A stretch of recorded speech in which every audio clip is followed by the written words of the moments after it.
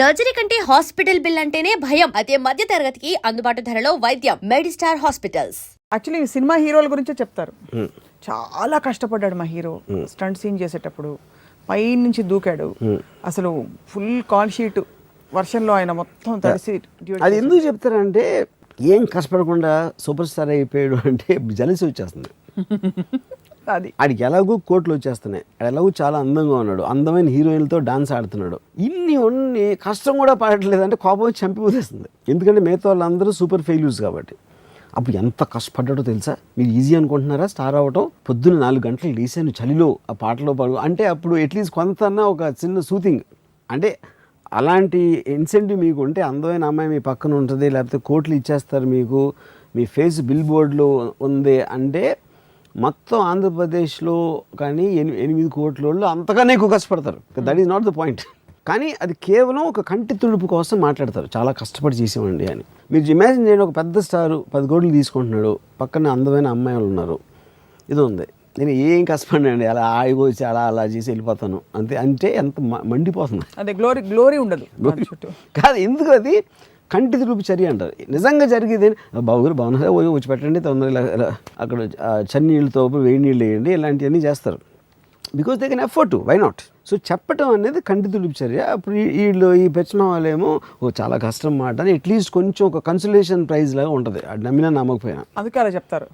అందుకని కష్టపడటం అనేది ఒక మారలిస్టిక్ వర్డ్ కింద బాగా రుద్దుతారు. ఎంత కష్టపడొచ్చాడో తెలుసా నీకు, ఇవాళ ఇలా చూస్తున్నావు, వాడు ఎంత కష్టపడ్డాడో తెలుసా అని మీరు ఒక ఎమోషన్లో ఒక డైలాగ్ చెప్తే, మీరు ఒక సాడ్ మ్యూజిక్లో ఆ రోడ్ల మీద తిరుగుతా అలా వచ్చి ఆయన కానీ రోడ్ల మీద చాలా హ్యాపీగా వచ్చి ఉంటాడు. అది తెలియదు ఎవరికి. చాలామంది నన్ను అంటారు మీరు అంత కష్టపడి వచ్చి ఉంటారండి, ఎందుకంటే వాళ్ళకి ఇష్టం అది నమ్మటం. కష్టపడి రావడం అంటే ఫిజికల్గా మీరు నడిచొచ్చారా పరిగెట్టుకుంటూ వచ్చారని కాదు, బట్ మీరు ఆ సందర్భాలు మీకు చేతిలో 100 రూపాయలు మాత్రమే ఉంది, ఇవాళ పొద్దున భోజనం గడిచింది కానీ రాత్రి భోజనం ఏమిటి అది ఎవరు అసలు. ఇప్పుడు అదే నా పాయింట్. ఇప్పుడు నేను కాలేజ్లో ఉన్నప్పుడు మా ఫాదర్ నాకు 400 రూపీస్ పంపించారు. 400 రూపీస్ అది రెంట్ గింటూ ఐ మీన్ రూమ్ రెంట్లో ఇలాంటివన్నీ 2 రోజులు 3 రోజులు అయిపోయింది మొత్తం. అది డబ్బులు నీకు జేబులో అసలు. కానీ నా దగ్గర డబ్బులు లేదు, ఎలాగ రేపు బ్రేక్ఫాస్ట్ తింటాం, అరే ఎవరిని పడదామని ఆలోచించేవాడు. టూత్ పేస్ట్ కొనడానికి డబ్బులు లేకపోతే ఫారూక్ దంతమంజన్ టూత్ పౌడర్ వాడేవాడు నేను. ఎందుకు? అది టూత్ పేస్ట్ కొనడానికి డబ్బులు లేవు, టూత్ పేస్ట్ కొనడానికి కూడా డబ్బు ఉండే అది కాదు. అరే అమ్మాయి అంటే ఈ టూత్ పేస్ట్ వీటన్నిటికీ మెజర్ చేసి ఇచ్చిన డబ్బు సినిమాలకి బీర తాగడానికి వాడేసి మిగతా రోజుల్లో ఎవడన్నా జేబులు ఎవడి మీద అన్నా పడి ఆడుతూ సినిమా టికెట్ కొనిపించడానికి కాల్గేట్ టూత్ పేస్ట్ ఫారూక్ దంతమంజన్ అంటే I'm making a choice. Toothpaste తోటి నేను పళ్ళు తోముకోరా, దంతమంజన్ పౌడర్ సరిపోతుంది. ఇప్పుడు అర్థమైంది. సో ఆలోచిస్తూ ఆ డెసిషన్ నేను తీసుకుంటున్నాను, అంతేగాని మీరు కూర్చుని బాధపడి. సో బస్సులో వెళ్ళివ్వండి ఇది బాంబేకి వీడియో క్యాసెట్లు కొనడానికి. బస్సులో 14 గంటలు వెళ్ళి బాంబే రోడ్లలో అక్కడ తిరిగి అక్కడ నడుచుకుంటూ వెళ్ళి ఫలానా వీడియో లైబ్రరీలో క్యాసెట్లు తీసుకుని ఇలా వచ్చేవాడిని అని నేను చెప్పచ్చు. కానీ నాకు బాంబే వెళ్ళటం విపరీతం ఇష్టం. ఎందుకంటే ఉట్టి బాంబేలోనే అమ్మాయిలు మినిస్కర్ట్లు ఉండేవారు. అంటే హైదరాబాద్తో కంపేర్ చేస్తే ఆ టైంలో కొంచెం మంచి టైట్ డెనిమ్ ప్యాంట్స్ అట్లా కొంచెం సెక్సీ అవుట్ఫిట్స్ ఉండేవి అనమాట. అప్పుడు నేను బస్ స్టాండ్లో దిగి ఈ ఫలానా గ్రాండ్ రోడ్ అనే చోటకి నడిచి వెళ్ళాను అమ్మాయిలు చూడటానికి. I use to enjoy. అలా కానీ మరి అంటే సో ఇప్పుడు అది తీసేస్తే 7 కిలోమీటర్లు నడిచి వెళ్ళేవాడిని అని నేను చెప్తాను కదా. కానీ I enjoyed that a lot. So నేను 400 రూపాయలు మా ఫాదర్ పంపినప్పుడు కానీ, ఫారూక్ దంతమంజన్ టూత్ పౌడర్తో పెళ్ళు తోముకున్నప్పుడు కానీ, బ్రేక్ఫాస్ట్కి డబ్బులు లేనప్పుడు కానీ ఎప్పుడు కూడా అసలు నేను ఎంజాయ్ చేయకూడదు లేను అసలు. కానీ నాకు ఒకటే అర్థం అదేంటి అప్పుడు మీ మెంటల్ స్టేట్ బట్టి ఉంటుంది. దట్ ఈస్ అది అప్పుడు కూడా అలాగే ఫీల్ అయ్యారా? ఇప్పుడు నేను కాన్షియస్గా ఉన్నప్పటి నుంచి ఇప్పటి వరకు నేను కష్టపడటం అనేది ఎరగను అసలు. కానీ నాకు ఒకటి అర్థం కాదు, మీరు కొంచెం కూడా దుఃఖం ఫీల్ అవ్వకుండా ఈ సంతోషం అంటే బోర్ కొట్టదా? ఎందుకంటే ఇప్పుడు మీరు అడిగిన గుడ్ క్వశ్చన్. ఓన్లీ డిఫరెన్స్ ఏంటంటే మీకు డిగ్రీ ఆఫ్ డిఫరెన్స్ లేనప్పుడు అసలు దాని ఫీలింగ్కి మీనింగ్ లేదు. కానీ మీకు అర్థమైంది ఏంటంటే సంతోషం ఇంకా సంతోషం చాలా అది sir. That is where the difference ma'am. ఇప్పటికి అర్థమైంది. సో ఇప్పుడు చదువుతున్న పిల్లలందరినీ మీరు ఇవాళ హాయిగా కరప్ట్ చేసి పడేశారు. కష్టపడి చదువుతున్నట్టు నేను పిల్లలకి ఏం చెప్పను, పేరెంట్స్ చెప్తాను.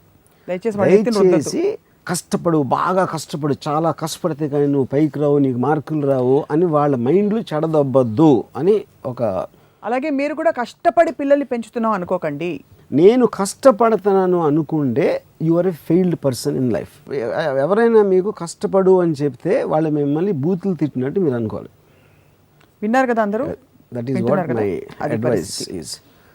అండ్ చాలా కష్టపడుతున్నాను, పోరు కొడుతుంది అయినా చేస్తున్నా, ఇంట్రెస్ట్ లేదు అయినా చేస్తున్నాను అంటే వాళ్ళ బతుకు చావుతో సమానం. Thank you very much. Protection కోరుకోవడం, సెక్యూరిటీ కోరుకోవడం అనే టెండెన్సీ ఆడవాళ్లలో ప్రథమంగా ఉంటుందని చెప్పారు. అంటే అది లేని ఆడవాళ్లలో ఆడతనం లేదనా? ఏది లేదని? To want security and sense of no, I don't think so. అది ఇప్పుడు ఇందాక నేను ఒక మాట పడాను, వీకర్ సెక్స్ అనేది it's a very old word. అది వీకర్ సెక్స్ అనేది మీకు ఫ్యూడల్ టైమ్స్ నుంచి, ప్రిమిటివ్ టైమ్స్ నుంచి ఉంది. Today that doesn't have a meaning. ఎందుకంటే విమెన్ ఇప్పుడు ప్రతి రంగంలో ఉన్నారు. ఆర్మీలో సోల్జర్స్ ఉన్నారు, సిఐఏ అనలిస్ట్ ఉన్నారు. They are tracking Osama bin Laden track చేసిన ఉమెన్. సో ఈ రోజున ఉమెన్ వీకర్ సెక్స్ అనే దానికి మీనింగ్ లేదు. That is also the reason why మీకు ఎక్కువ డివోర్స్లు అవుతుంటాయి, ఎక్కువ ఇండిపెండెంట్గా బతకాలని చూస్తారు. ఏమాత్రం కొంచెం మగవాడి మీద చిరాకు వచ్చిందంటే వదిలేస్తారు. Because they are becoming like men, which is good. I'm not saying it's bad. So empowerment ఒకటి, ఇండివిజువాలిటీ ఒకటి, మీకు ఫైనాన్షియల్ స్ట్రెంగ్త్, మీ కరియర్ స్ట్రెంగ్త్, సోషల్ స్ట్రెంగ్త్ నుంచి వస్తుంది, యాక్సెప్టెడ్ నార్మ్ ఆఫ్ సొసైటీ కాబట్టి. సో ఎప్పుడైతే వీకర్ సెక్స్లోంచి వీకర్ అనేది తీసేస్తే సెక్స్ ఒకటి మిగిలి ఉంటుంది. Right. Then they will think like men after that. So then comes the fundamental point. ఇప్పటి ఈ మహిళలు వాళ్ళు ఏమనుకుంటూ ఉంటారు, బికాస్ ఎంత పవర్ఫుల్ గా ఉండి ఒసామా బిన్ లాడెన్ ట్రాక్ చేసిన అమ్మాయి అయినా ఫైనల్లీ షీజ్ అన్ అమ్మాయి. తనకు కూడా ఏదో ఒక నీడ్ గ్యాప్ ఉంటుంది లోపల. కరెక్ట్. తన జీతం చీరలు కొనిపెట్టాలి హస్బెండ్ అని ఉండకపోవచ్చు, బట్ ఇంకేదో నీడ్ ఉంటుంది. What do think that need is me analysis ప్రకారం? See, I think emotionally they're much more responsive and they get much more affected. అది డిఎన్ఏలో ఉందంటున్నాను. That is somewhere right in the nature. ఇప్పుడు నేను California cinema చూసాను first time. Female wrestlers అసలు ఇద్దరు కొట్టుకుంటాం అనేది నేను ఇప్పుడు it was like super exciting for us cinema. అయిపోయిన తర్వాత ఒక అమ్మాయి ఓడిపోతుంది, ఇద్దరు అమ్మాయిలు దెబ్బలాడుకుంటారు, రెస్లింగ్ అయిపోయిందా ఒక అమ్మాయి ఓడిపోతే అమ్మాయి ఏడుస్తున్నాడు. ఏడుపు అనేది it is a very female trait. అంటే మగవాళ్ళు ఏడవని కాదు, బట్ ఒక మగ బాక్సర్ కానీ ఒక మగ రెస్లర్ ఓడిపోతే ఏడవడం. బట్ అమ్మాయి ఏడవకుండా ఉంటే అమ్మాయిలాగా అనిపించదు. ఇది ఆ సిచ్యువేషన్లో ఎస్పెషల్లీ నేను చెప్పేది you know. So I think there are some traits of women which are very particular to that breed. I don't think అదే ట్రైట్ కనుక ఒకవేళ మగవాళ్ళు ఉంటే we can't bear it. And అమ్మాయిల్లో అది లేకపోతే సంథింగ్ ఇన్కంప్లీట్ అన్న ఫీలింగ్ ఉంటుంది. ఒక అమ్మాయి చాలా స్ట్రాంగ్గా ఉండి ఎక్స్ట్రీమ్లీ కంట్రోల్గా ఉంటే అబ్బాయిలు ఇంటిమిడేట్ అయిపోతారని నా feeling. Feel intimidated, they feel almost ఒక అంటే ఇలా తను ఇలా కలుగించుకొని ఎలా ఉన్నామా మై బేబీ అని అంటానికి మీకన్నా ఒక కొంచెం తక్కువ అనిపించదు. తక్కువ అంటే నేను కించపరచడం కాదు నేను చెప్పేది, షీ నీడ్స్ మీ అనే ఫీలింగ్ మగవాడికి రావాలి. ఎప్పుడైతే ఒక అమ్మాయి అది ఇవ్వటం మానేసిందంటే then suddenly he gets cut off. ఎందుకంటే నేనున్నా లేకపోయినా తనకి పర్వాలేదు అన్న ఇండివిజువాలిటీ అమ్మాయికి వచ్చింది అని తను ఫీల్ అయితే there will be an emotional disconnect. ఎలా అయితే sexuality is the weapon for a woman, that sense of giving that security and power and comfort is the weapon for a man, your saying. Correct. So ఎలా అయితే నేను అవసరం లేదు ఇంకో అమ్మాయిని చూస్తున్నాడని ఈవిడ బాధపడుతుందో same thing feel that the fact. అంటే ఇప్పుడు నువ్వు ఉన్నా లేకపోయినా నాకు పర్వాలేదు అనేది ఎవరు భరించలేదు. No human being can take it. ఎందుకంటే ప్యాక్ యానిమల్స్లో ఆ సెన్స్ ఆఫ్ బిలాంగింగ్ అనేది చాలా ఇంపార్టెంట్ ఆ కోహెషన్కి. సో ఇప్పుడు సపోజ్ నేను ఎగ్జాంపుల్ చెప్తాను. నాకు తెలిసిన ఒక యాక్టర్ ఉన్నాడు. నేను ఫస్ట్ టైం తనకి బ్రేక్ ఇచ్చాను సినిమాలో ఒక 7-8 years బ్యాక్. తన girl friend is about to get married, fancy. తను వచ్చి 24 గంటలు తనతో ఉంటుంది. 24 గంటలు అంటే ఇప్పుడు షూటింగ్ వచ్చేసి షూటింగ్ దగ్గర అక్కడ నుంచి అక్కడ కెమెరా ముందు యాక్ట్ చేస్తూ ఉంటే ఈ కెమెరాకి టేప్ నుంచి Jaanu did you have juice Jaanu అని మాట్లాడుతూ ఉంటాను. నేను ఎక్కడో కెన్యాలో షూటింగ్ చేస్తూ ఉంటే పైన అక్కడ నుంచి అక్కడ దూకాలి. నేను నాతో హీస్ జంపింగ్ ఫ్రమ్ దేర్ అని చెప్పి నాతో ఈ అమ్మాయి. నేను తను జంప్ చేయడు, ఒక డూప్ జంప్ చేస్తాడని చెప్పాను. No he told me he doesn't, why will he jump, అది లీడ్ ఇస్తాడు తర్వాత వేరే షాట్లో డూప్ జంప్ చేస్తాడు అని నాకు చెప్తామంటే నేను డైరెక్టర్ అన్నా. తను ఇక్కడి నుంచి అడిగింది, యూ టోల్డ్ మీ నువ్వు అవసరం లేదా అంట అన్నాడు. ఈ అమ్మాయి కోపం వచ్చేసింది. కోపం వచ్చి ఇద్దరు కొట్టుకున్నారు అక్కడ. అయిపోయింది. నెక్స్ట్ ఇక్కడ ఎండ్లో షూట్ చేస్తామంటే అక్కడ నుంచి కంటిన్యూస్గా అమ్మాయి చెమటలు గారిపోతా వీడి కోసం వెయిటింగ్. మధ్యలో మనిషి లేచేది. నేను ఒకరోజు ఏమన్నానంటే, ఈ పని చేసి ఇంటికి వచ్చేటప్పటికి నువ్వు నవ్వుతా పలకరించి ఫ్రెష్గా ఉంటే ఆడికి ఒక కాంట్రాస్ట్ దొరుకుతుంది. ఆడు ఎక్కడ చేసిన దానికి వచ్చి నువ్వు లేని ప్రపంచంలో ఆడు వచ్చి మళ్ళీ నువ్వు ఉన్న ప్రపంచం నువ్వు లేని ప్రపంచంలోకి వెళ్ళి మళ్ళీ ఇటు వచ్చినప్పుడు ఆ కాంట్రాస్ట్కి నీకు లేకుండా నువ్వు కంటిన్యూస్గా ఆడుతూ ఉన్నప్పుడు it will become very fatigue వచ్చేస్తుంది ఒక స్టేజ్లో అని నాకు చిన్న ఉచిత సలహా పాడేశాను అమ్మాయికి. She got very offended. She said నువ్వు తనకే కావాలి తనే అంటాడు అది మీన్ చేయరని చెప్పాను. నువ్వు లేకుండా ఉండలేను రా అంటే ఆడు ఆల్రెడీ కమిటెడ్ ఆ అమ్మాయితో ప్రేమలో ఉన్నప్పుడు. దాని తర్వాత ఇప్పుడు వద్దులే ఇప్పుడు అవసరం లేదని ఆడు చెప్పలేడు. ఎందుకంటే నువ్వు అర్థం చేసుకోలేదు. నువ్వు ఒకసారి అది ప్రాక్టీస్ చేసి నువ్వు రావటం మానేస్తే ఆడు ఎన్నిసార్లు అడుగుతాడు చూడను. Just as an experiment. వాడు ఒక స్టేజ్లో అనీషాడు నీతో, నువ్వు అది నమ్మేసి ఆడు నిజం చెప్పాడు, అప్పుడు అబద్ధం చెప్పాడని అంటలా. కానీ ఆ టైంలో ఆడు ఇమాజిన్ చేయలేదు ఈ సినారియో అంతా ఇలా ఉంటుంది దాని తర్వాత అని. రైట్. సో ఎప్పుడైతే ఇప్పుడు ఈ అమ్మాయి నేను సరే నేను తర్వాత వస్తాను అని చెప్తే ఓకే అన్నాడు. తర్వాత 3-4 రోజులు రాకపోయినా అడగలేదు. అప్పుడు తను ఏముందని నువ్వు చెప్పింది కరెక్టే అన్నది. నేను చెప్పి అంటే ఆడికి ప్రేమ లేదని కాదు, ప్లీజ్ అండర్స్టాండ్.